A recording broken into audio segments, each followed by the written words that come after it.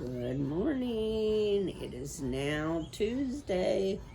Not quite as sunny today as it was yesterday, but it's still uncomfortably hot. So what's everybody think's gonna happen? Have you been thinking about it? Have you got any ideas?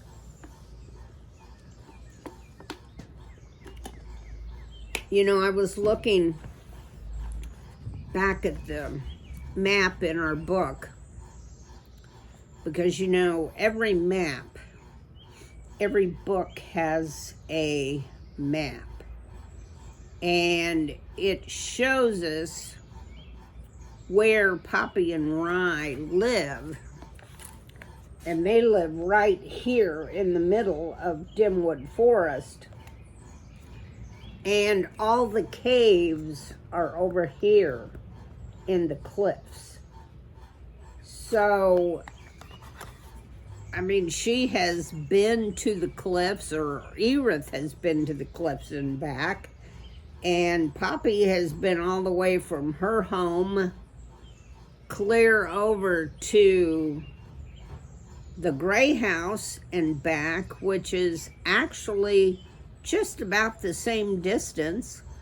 So if she gets out of the cave, she should be able to get home without too much trouble. But we'll have to see.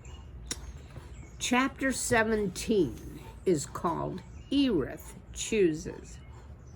Ereth decided Poppy's funeral services had to be in the perfect place, large enough to hold her whole family.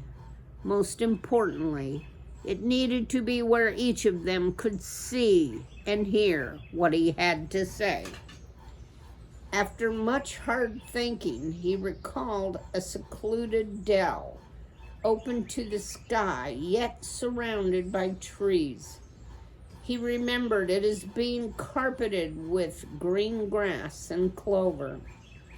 Butterflies and bees floated about, along with the occasional dragonfly, flashing its rainbow-tinted wings in the air.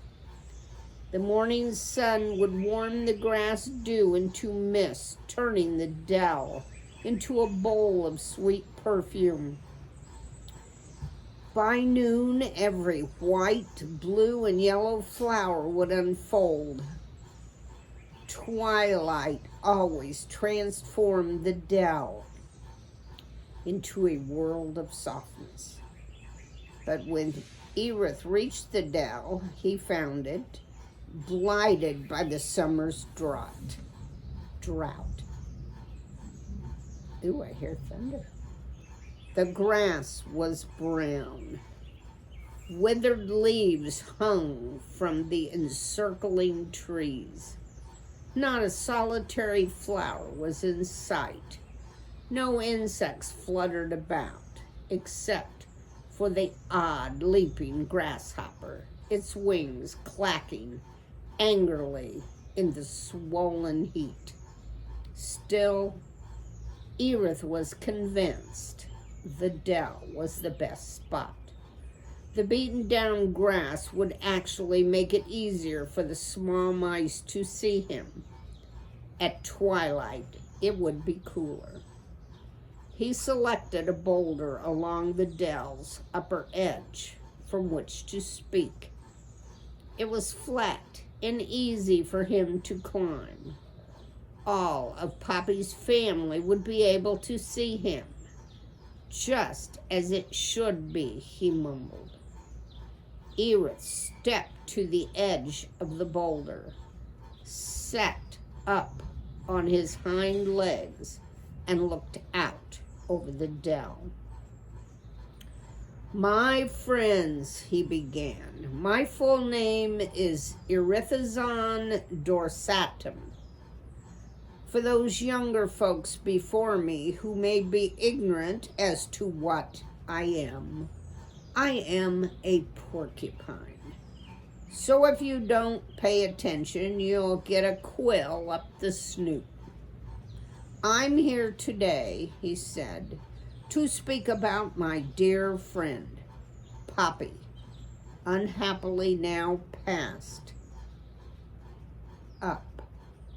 It's a sad occasion, so let me begin by...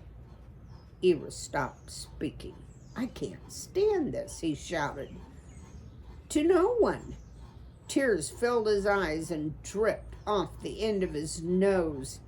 He could barely talk to breathe. Instead, he bent down and wiped his eyes and nose with his front paws.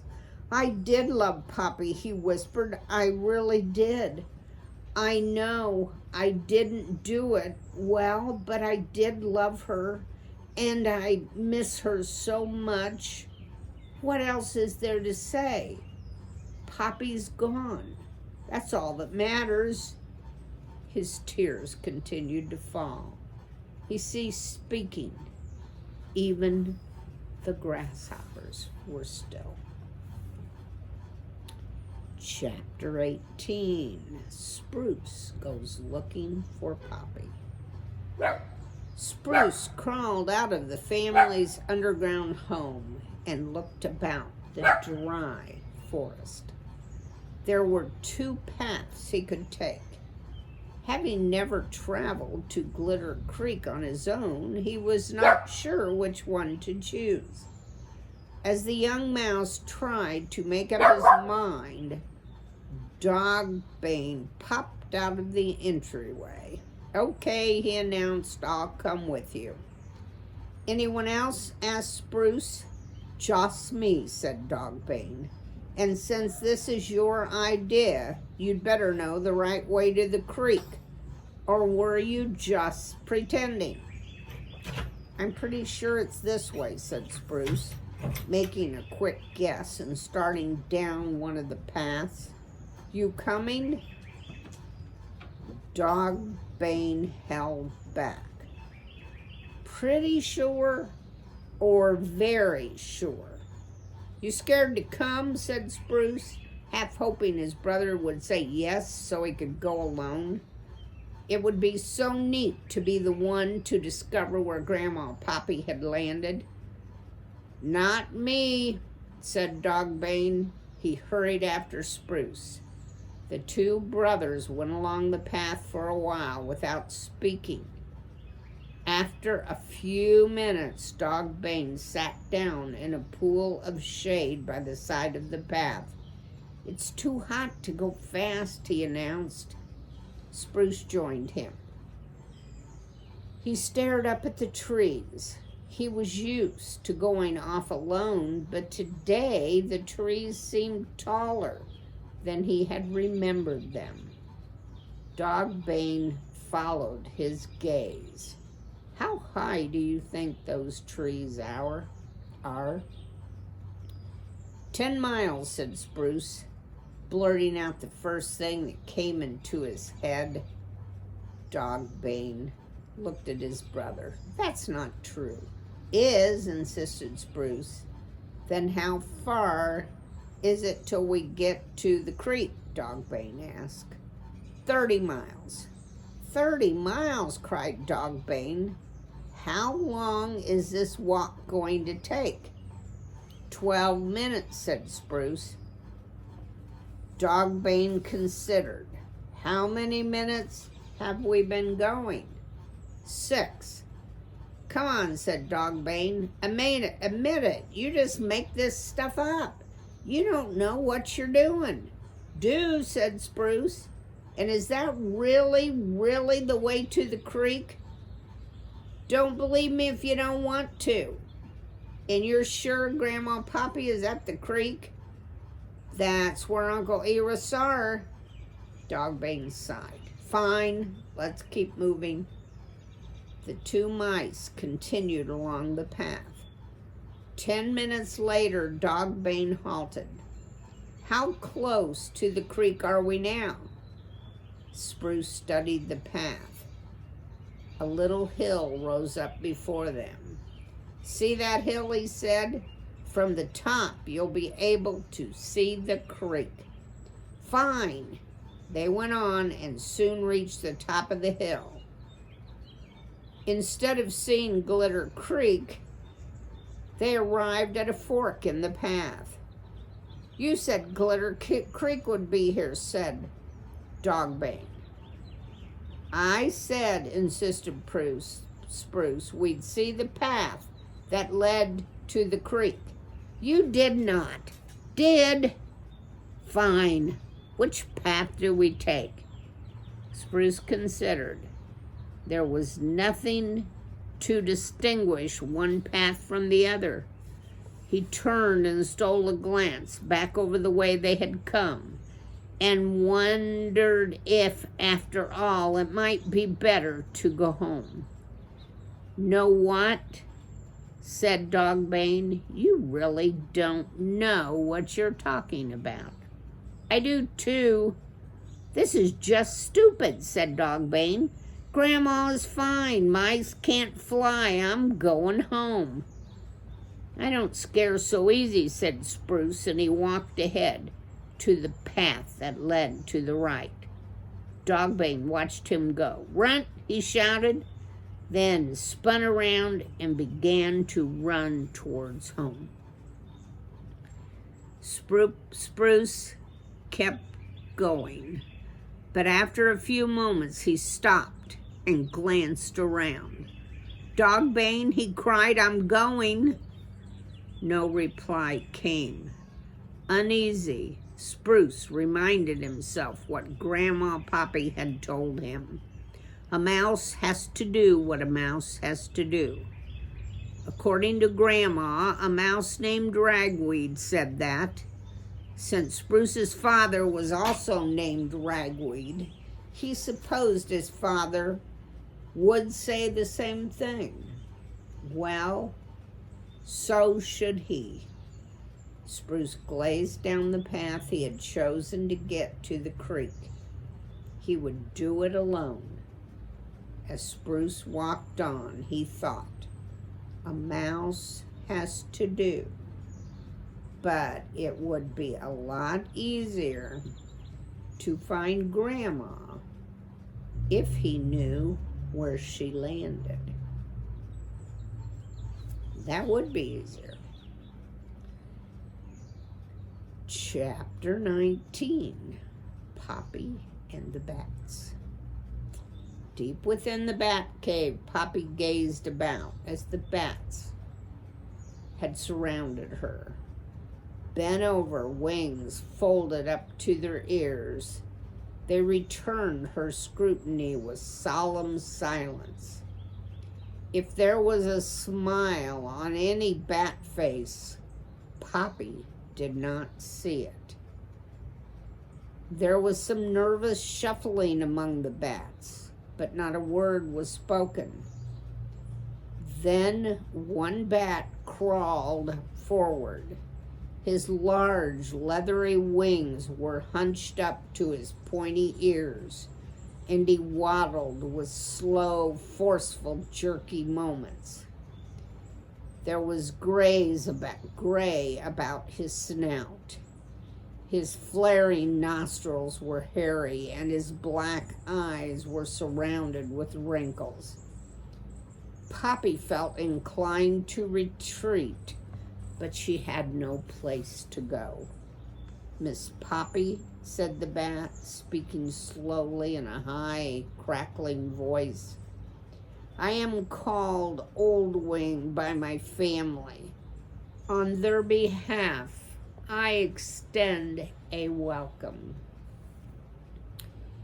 Being the oldest bat in this community," he continued, "I have the privilege to receive you in our domain. Our inquisitiveness is equaled only by our timidity. It's unusual for us to receive visitors. Indeed, we have never seen the likes of you here before. You say you are a deer mouse?" Poppy nodded. "I am, though Lucy thought I was a moth." Her remark gave a few broad, toothy grins some nodding, and a few squeaks that sounded like giggles. Though it was a mistake, said Poppy, relaxing a bit, my visit has been quite wonderful. It's not often I have such new experiences. Your cave is very beautiful. Thank you, returned Old Wing with a slight folding and unfolding of his wings. But why don't you have visitors? Asked Poppy. I'm sure others would like to see your home. Few know how to enter this cave, said Old Wing. You mean you have to fly in? There is another way, said Old Wing, but we prefer to keep it secret. No, there's a more important reason we have few visitors. Old Wing closed his eyes. Miss Poppy, the bat said, squeaking with care as he opened his eyes, the truth is, we bats are not considered good company. Dangerous.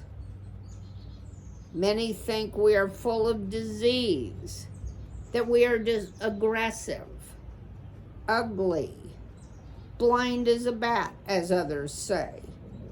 Some go as far as to consider us evil. None of these things are true.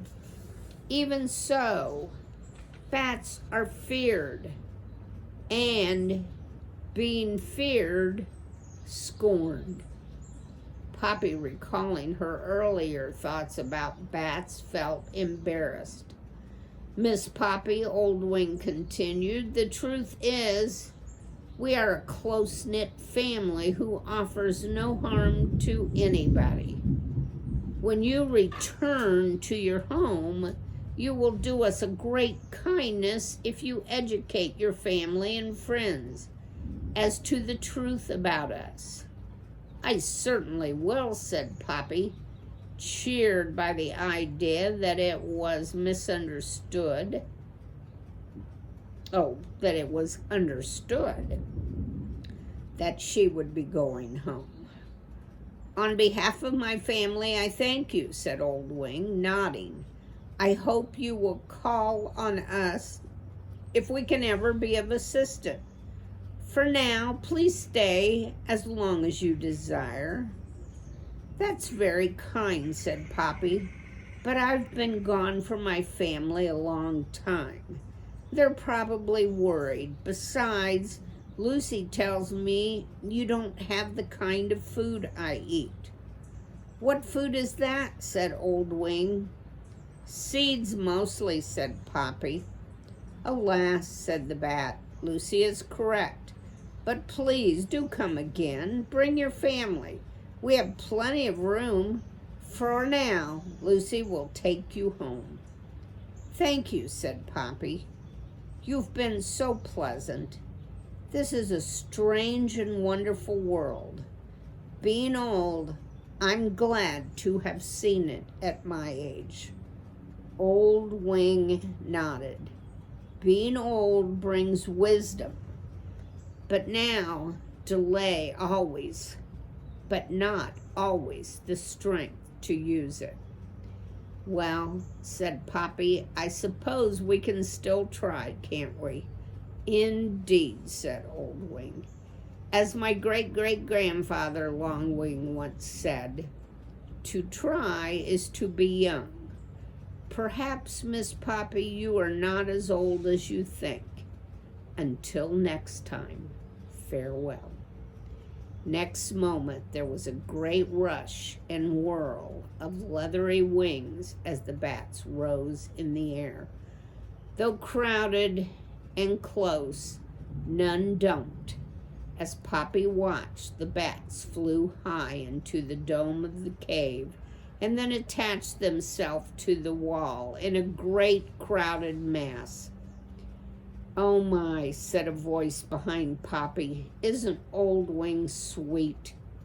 We all love him to bits. Poppy turned. Lucy had remained. He was kind, said Poppy. Lucy, can I really go home now? Sure, said Lucy. My ma said I could take you this evening. Is there any way I could go now on my own? Well, Lucy whispered, you heard what Old Wink said. We have another way, but you'd have to, she grimaced, crawl. Please, Lucy, Poppy pleaded. I truly need to get home. I'm used to crawling, and it's very cold in here for me. Besides, I'm really hungry. I haven't eaten for a whole day. Do you promise not to tell? Of course, said Poppy. I'll have to fly you a little bit. That's fine, said Poppy. I suppose it is my fault you're here, said Lucy. Lucy, I truly enjoyed myself, Poppy replied. Lucy grinned. Let's do it. Poppy lay down to make it easier for Lucy to pick her up. Soon they were flying through the cave, following a series of sharp twists and turns until Lucy set Poppy into a corner in front of what appeared to be a murky gloom tunnel. There it is, Lucy whispered, the way Old Wing mentioned. I never used it myself. They say you just go right on through. From the other end, you should be able to find your way out to the forest. Thank you, said Poppy, eyeing the tunnel entryway with dismay. Its darkness was not inviting. Miss Poppy, said Lucy, I'm still mortified that I thought you were a moth. Never mind, said Poppy. It's been a good change for an old mouse. Miss Poppy, you don't act old, said Lucy. And I'd really like to see you again. Just give me a call at twilight when we're out flying. The higher your voice, the more likely I'll hear. See you later, Moth Mouse, she cried, and with a flutter of her leathery wings, Lucy took off. Goodbye, Poppy called after her. For a few moments she watched as the young bat disappeared into the gloomy, dim recesses of the cave. Alone, Poppy turned and faced the tunnel. Its entry was round, its floor strewn with countless stones, large and small, and it was much darker than she would have wished. She reminded herself that she really wanted to get home. She really wanted to see the sun and wanted to eat. Oh well, said Poppy, sometimes an old mouse still has to do what a young mouse has to do. And she stepped into the tunnel. Chapter 20, Poppy in the Tunnel. The further Poppy went into the tunnel, the darker it became. Twice she looked back over her shoulder. When she looked for a third time, the entryway was no longer visible, no lighter than when Poppy had first entered the bat cave. Though this made her hesitate, she reminded herself that it was the best way to get home, and she continued on, feeling her way through the darkness with her front paws. As Poppy crept forward, she pitched her ears ahead and wriggled her nose to catch any sound or smell that might alert her to trouble. At first, there was nothing to alarm her. Then she heard a tiny sound. Stopping immediately, Poppy became extra alert. She listened, sniffed, and stared into the darkness. The sound repeated itself, but so tantalizing brief and faint, it was impossible to identify. She inched forward. Within moments, the noise came again, and this time Poppy knew she had detected the steady breathing of a sleeping animal. Though apprehensive, she continued to creep forward, paused, and stuck up her nose. A gentle flow of air suggested that the end of the tunnel was not too far, but mingled in the same breeze between her and the outside was the scent of an animal. Wondering if it would be best to retreat and ask Lucy to fly her home, Poppy peered back into the darkness. She reminded herself that there was no certainty she'd be able to find her young friend. Besides, she was very hungry and there was no food in the cave. Maybe, she thought, the animal ahead. It was no one I needed to worry about. She would have to see for herself. Taking a deep breath, Poppy continued forward with extreme caution. Every few steps she paused to look, listen, and smell. When a faint light bloomed ahead, Poppy halted. The cave entrance must be really close. Just the thought gave her new energy. Though she wanted to race forward and dance in the sunlight, she held back. The breathing sound was still there. Be cautious, all her instincts insisted. Be very cautious. She went on. Her whiskers soon detected a strong flow of warm air coming in her direction, and the breathing sound grew even louder. She was getting closer. Poppy sat up on her hind legs, lifted her nose, and took a deep breath. She had no doubt it was the scent of a large animal. But what kind of animal? Friendly? Unfriendly? Indifference to mice or not? Impossible to tell. Another sniff. The scent was oddly familiar, teasingly vague. But who was it? She could not place it. She continued to creep forward. The further she went, the more the light grew, until she no longer had to feel her way. She could see. Poppy approached a sharp bend in the tunnel. Though she would have liked to bolt forward, she took a careful peek around the corner. After so much darkness, the glare of the bright sunlight blinded her momentarily. Blinking, she drew back, rubbed her eyes with her paws, and took another look.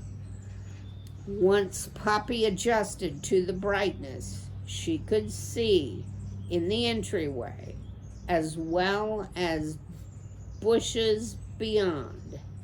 And just inside the entryway lay a large animal curled up in a ball. To her disgust and horror, she also saw the scattered remains of bones, remnants, and small creatures like herself. But this monster presumably had eaten. As Poppy scrutinized the animal, its ears, long and pointy, perked up and twitched. Then the creature rearranged itself, shifted about, and briefly waved a long, bushy red tail. Its claws extended, then retracted. With its eyes closed, the animal lifted its head, revealing a long, delicately pointed nose with black whiskers. Finally, it gave a wide yawn, showing many sharp teeth. then lowered its head and curled up into a ball again. By then, Poppy knew exactly who it was. Bounder the fox. Remember Bounder, the kit's dad? I don't know whether he'll be friendly or not with the kit's not there. She could be in big danger again some more. I'm telling you, Poppy gets in and out of more trouble. We'll have to wait till tomorrow to see what happens. I just want you to know I cheated. I looked at the title of the next chapter, and it sounds like things are gonna get worse before they get better. The next chapter is entitled The Fire. That's not good. See you tomorrow.